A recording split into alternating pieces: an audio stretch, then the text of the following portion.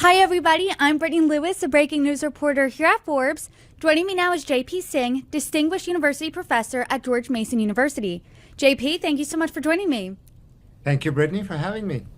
There have been many post-mortem discussions about what went wrong with Democrats last week in the election, why Vice President Kamala Harris lost. Not only did Donald Trump win the Electoral College, he also is the first Republican in 2 decades to win the popular vote as well. So you've recently wrote a piece entitled this, What Left-Wing Intellectuals Don't Understand About Trump's Victory. So what do you think the left is missing about the election results? Well, the left has claimed that it was the working class that was misunderstood, the Democrats didn't get that, and that we should return to the so-called roots of the Democratic Party, which are in the working class. And Bernie Sanders was the one who made that statement. I've seen a number of my colleagues in academia also make that claim. I felt that they got it wrong. Not entirely wrong. I do think that class matters in American or other politics, but I wouldn't think that that was what caused it, and that's what led me to that op-ed at the Hill. So let's talk about what you think exactly caused it, because it was a decisive victory. Do you think that voters said, hey, we want Donald Trump, or hey, this is a message to the left, we're rejecting you and we're rejecting the status quo?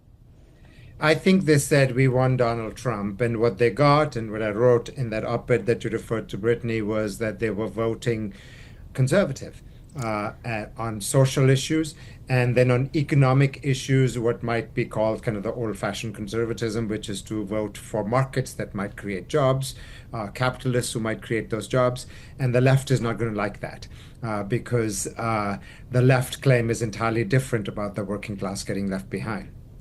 What do you think that the left is missing about the working class? Because this is one of your lines from your piece. The far left intellectual chorus is now singing at high pitch. Democrats lost because they do not understand the working class that abandoned them for the Republican Party. And you took issue with that. You said, no, that's wrong. Far left intellectuals, perhaps Bernie Sanders has it wrong. What exactly do they have wrong about the working class? I think they're missing several things. First and foremost, a lot of people on the far left would argue that working class is misunderstood by the Democrats and by the liberal elite within the United States, and that they are turning the Democrats down to vote Republican. So in other words, they're making a conscious choice to turn Democrats down, but then they don't agree with the working class's choice either. They're saying they're angry, therefore they're going to the Republican Party. In other words, what they're saying is they're dumb and stupid. They're angry, and therefore they're voting for a party that will not look after their interests. So I think first and foremost, the far left needs to be less conceited about that claim. If the workers are voting for the Republican Party, then it's not that they are correct with their anger, but incorrect in their vote. So that's what they're getting wrong. Second, I think what follows from there, and this is an old claim from the far left that I would trace back to Karl Marx, that if workers vote against their interests, they somehow have a false consciousness. Well, who knows about that false consciousness? Well, the intellectuals on the far left, not the workers themselves. In other words, the workers' vote is never honored. Thirdly, I would argue that the groups that we thought would vote for Trump did so. The evangelical right, 82% of the evangelical right, the pro-life voters in the Catholic Party that the GOP has been going for since the 2016 elections or even before. And there were surprises there. Then there's the Latino vote. And one might wonder if the male Latino voter who is pro-life is only voting because of their class interests. So those are the kinds of things which I think cannot be easily conflated to class. Finally, we know that in the elections, economic factors mattered, inflation mattered, but it's hard to conflate all that to class alone. It may be that a high middle income voter worries if they would have a house in the future if the mortgage rates are too high or if the house is unaffordable. And then we might wonder why, for example, 46% of the white women did not vote for Trump. You would think that many of them are very much aware of grocery prices. So it's not that class doesn't matter. It's just very hard to make that the sole claim about how Trump pulled together this coalition. And the coalition is important because it seems that they really worked hard to pull in voters that would have traditionally voted for Trump, but also black males. 21% of them voted for Trump. 46% of the Latino voters voted for Trump. And we saw that urban and suburban and rural voters voted for Trump. I'm very upset with that, by the way. But the academic in me doesn't want to look at that and stay upset. I want to be looking at what can we do in the future, and that's kind of why I wrote that op-ed. Let's talk about why that upset you a little bit, because when you see the demographic shift this election, Donald Trump outperformed almost every demographic than in past elections. So this third time around, why were these demographics, which most of the time trend Democrat, why were they more receptive of his message this third time around? Well, two questions there. One, why I'm upset and why they were more receptive. I think they were more receptive because there was no plan in place from the Democratic Party. And in a Trump administration, it's somewhat of a given because we've had 4 years of Trump before. So people could say, well, this is what we think he's going to do. He'll do tax cuts. He'll be pro-business. He's going to build a wall. He is pro-life, and there were many positions which were credible that might have appealed to those voters. On your other question, if I may address it, why would I be upset? I don't think that plan is credible. I don't think that workers are going to be better off because we build walls or because we have tariffs against products coming in from other parts of the world. What I like to see and what I speak about towards the end of my op-ed is policies that provide economic incentives, and second, policies which are socially inclusive, because I think this kind of social exclusion has led to a lot of divisions within the United States across American demographics. And so we would need a country that sort of comes together, which may be very hard with Republicans or Democrats, but social inclusion and economic incentives for small, medium, large enterprises is what I would go for. And I don't see that in a Trump administration. By the way, I don't see that in a Democrat administration, but probably more so in a Democratic administration than a Republican one. What's really interesting about that statement is I've had economists come on here. I've heard economists talking, and a lot of them have said, and the ones I've talked to said, an economy under Trump is worse than an economy under Harris. Yet voters felt gaslit by Democrats. I've talked to Democrats and Republicans alike, and they've told me there was this sense of disconnect, this sense of Democrats are saying, hey, the economy's doing great, but wait a second, I feel like my grocery bill is too expensive. I can't afford to put food on my table. So how do Democrats then in the next 4 years, even in the next 2 years for midterms, bridge this disconnect between voters and their plans? Well, first of all, I think the Democrats maybe counted too much on the urban vote and the suburban vote. And those tend to be populations which are slightly higher income than the rural areas.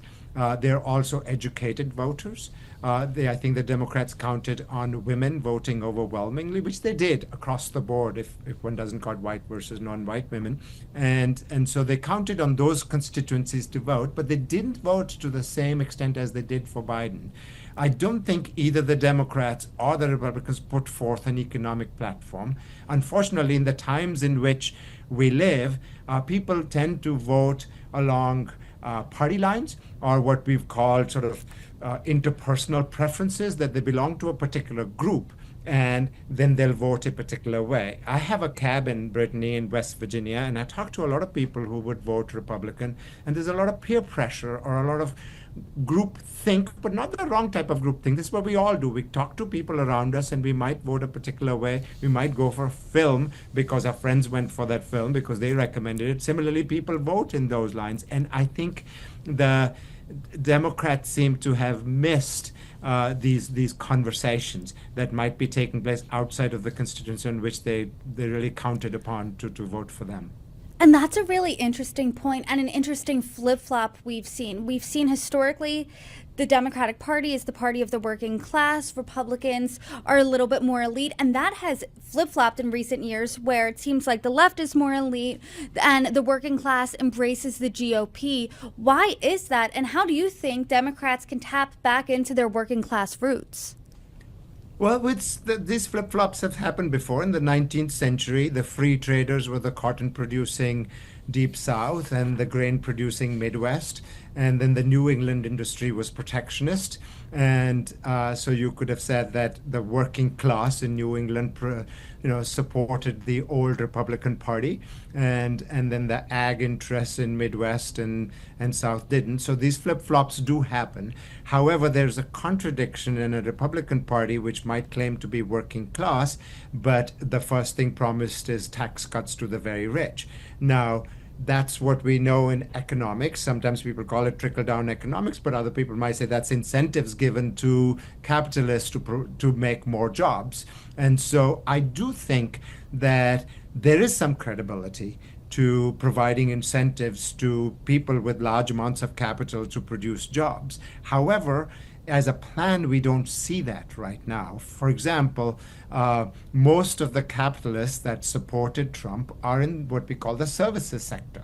No, they're in hedge funds, they're in finance, they're in artificial intelligence, in the IT sector, professional services. So how are they going to produce jobs in manufacturing? How are they going to produce jobs for the working class that has now voted for Trump? So that's where I think the disconnects are in terms of how that might play out. I don't see that among the Democrats either. What are the incentives they're going to provide for innovation, for small businesses to invest in new technologies, for people who employ 10 to 20 people? How will they survive? And we were hearing that a lot, that these are the people who went and voted for Trump, because this may be a small business in Mississippi. My sister-in-law has a small business in Mississippi, and she has very high transaction costs and taxes right now. So I hear her, in terms of how she might vote in one way or the other. So how do Democrats hear what perhaps your sister-in-law in Mississippi is saying and then have policies that are attractive to those types of voters? I guess that's the million-dollar question. So how do they learn from this, essentially? I think the way there are two ways in which they can learn. One is that they could shift to the left. And I think that Kamala Harris, in choosing Tim Walz, that's what she was doing. Even though we've said, there may have been a better choice for a vice presidential candidate, Tim Walz represented that sort of working class constituency. However, her policies then moved to the middle, so it wasn't quite clear what she was going to do for the working class. So she may move to the left, but in the left, the policies are morely about well-paid union jobs, American worker being protected. The innovation element, the incentive element is missing. What my sister-in-law would probably like much more is policies which educate the workforce. She's a dentist. She employs, I think, I could be wrong, and I know she's going to listen to this later on, more than 10 women in her office. And so she needs educated dental assistants. She needs policies to buy new equipment. She needs policies which will allow her to clear the paychecks. She needs policies which will keep her workers happy. And so that would take a whole lot of listening. And it would also take a whole lot of getting away from rural versus urban. She lives in a place called Boonville, Mississippi. It's a very small town, and she's very much involved in her community, in the Board of Education, in other matters.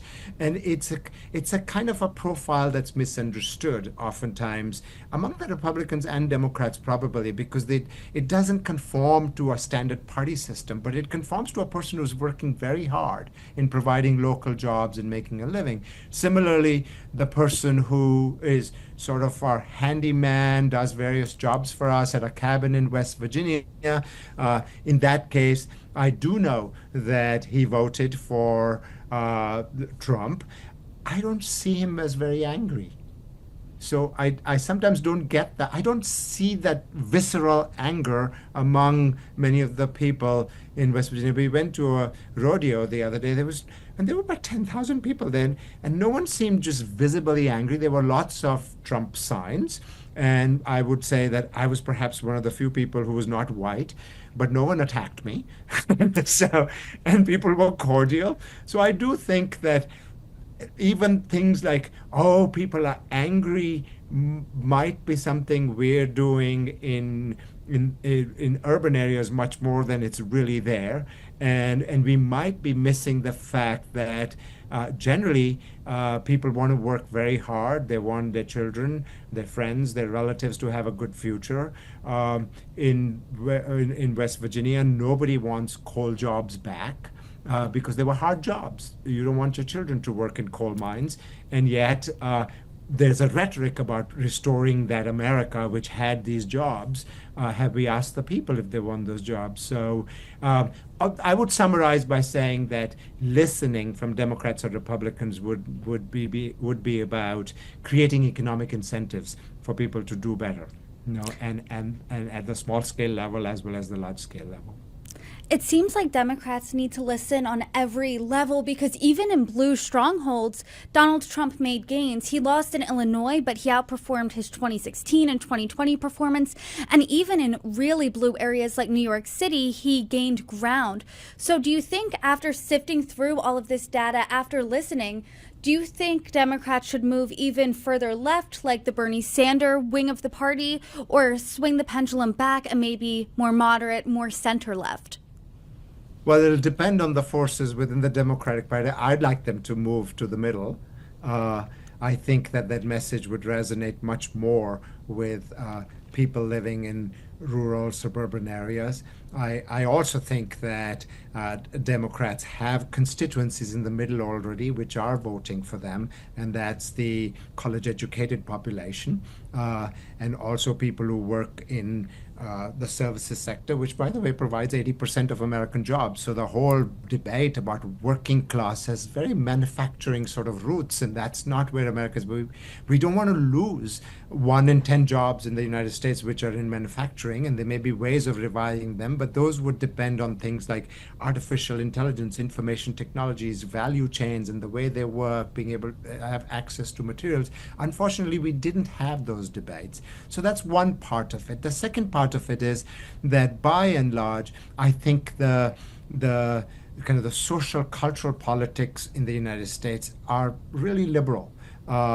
Despite people voting for Trump, 3/4 or 2/3 of the American population supports abortion. People support gay, lesbian rights. People support women's right to work and earn a fair share.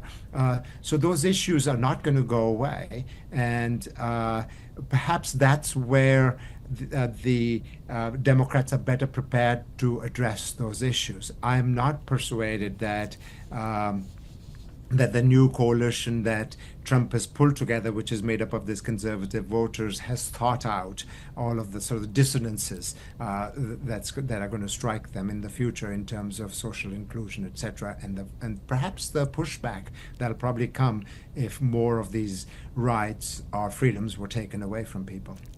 Well, Professor J.P. Singh, I appreciate the conversation today. I appreciate your insight. You are welcome back anytime. Thank you so much for joining me. Thank you so much, Brittany.